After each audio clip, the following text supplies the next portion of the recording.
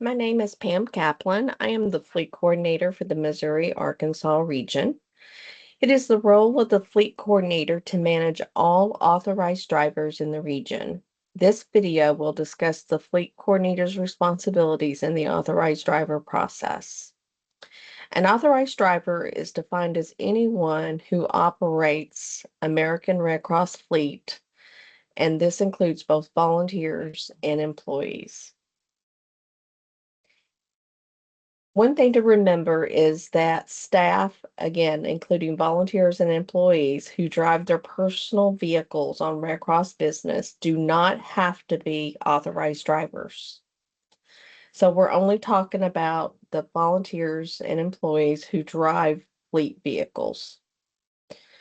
The volunteer drivers, for the volunteer drivers, the supervisor is responsible for initiating the authorized driver process. And I'll talk about that more in a second video. For employees, the fleet coordinator is responsible for initiating the authorized driver process. It is the staff's responsibility to submit the authorized driver application and complete all the requirements.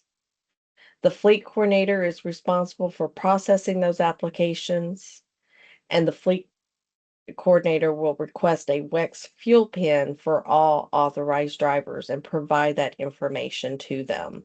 We will cover that in another video as well.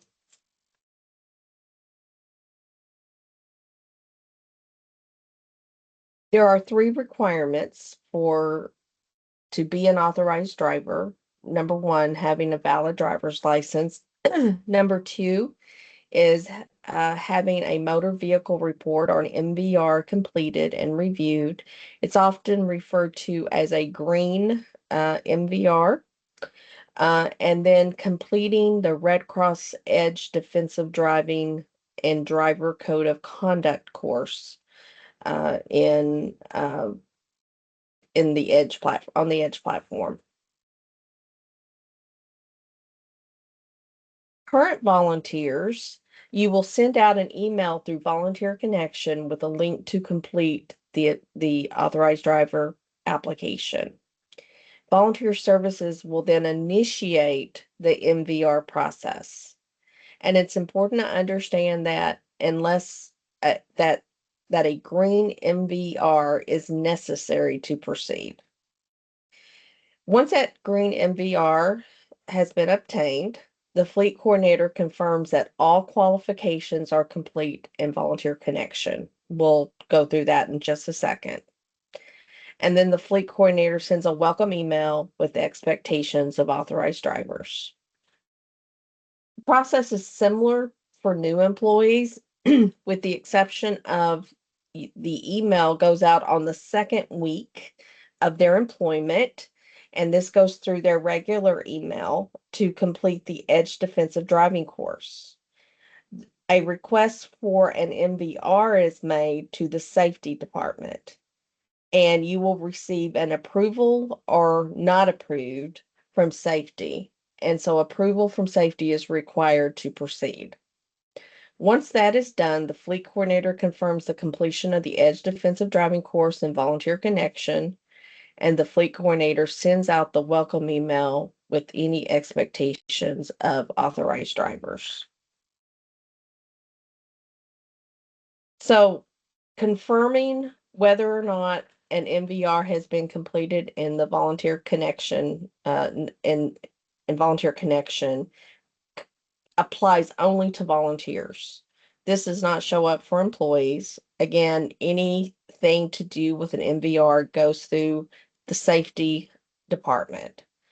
But for a volunteer, you would go to their profile on Volunteer Connection, go over to the left-hand side of the page, and you will click on intake information, and that brings up this particular area where it will say about say whether or not an MVR has been completed and what the score is.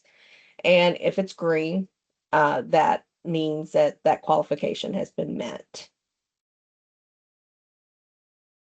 Then confirming the completion of defensive driving in Volunteer Connection refers to both volunteers and employees.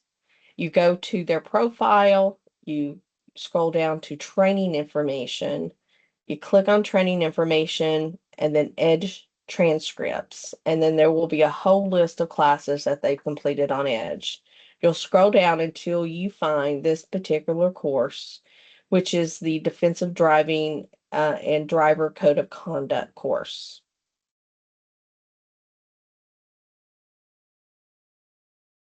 The next thing that you do once those qualifications have been confirmed is you add the authorized driver qualification in their volunteer connection profile. That pertains to both volunteers and employees. So the next few slides are going to take you through this process and show you this process, but you can always refer to this. The PowerPoint, along with other supporting materials, will be available on your new employee onboarding tile under operations, so you can refer to that. But if you go to the next slide, you're going to find that the first thing you would do is you would go down here on the left-hand side, click Skills and Statistical Information. Then you would click Qualifications. That takes you to this particular area. And for this person, it's already been added, but pretend that this person has not had it added to their profile yet. So you would hit Add New Qualification. And then this brings up this particular window, and you would select Clearance and Authorized Driver and hit Submit. So if you go back, you're going to find those different steps right there for you to refer to. Okay, this completes this recording, and thank you so much for your time.